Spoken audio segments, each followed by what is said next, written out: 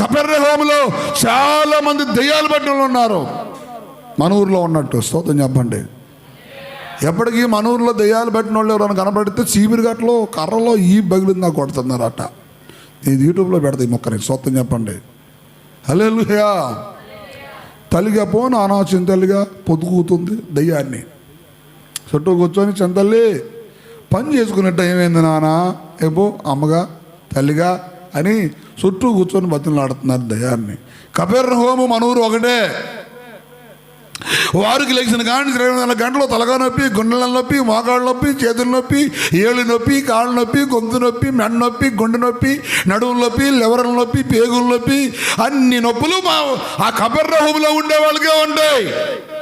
అయినా దేవుడు వద్దు అనలేదు, దేవుడు చేయను అనలేదు. చేశాడు, నిరూపించాడు, బాగుపరిచాడు. కపెర్నహూములో విశ్వాస సంబంధమైన 4 ఉన్నారు.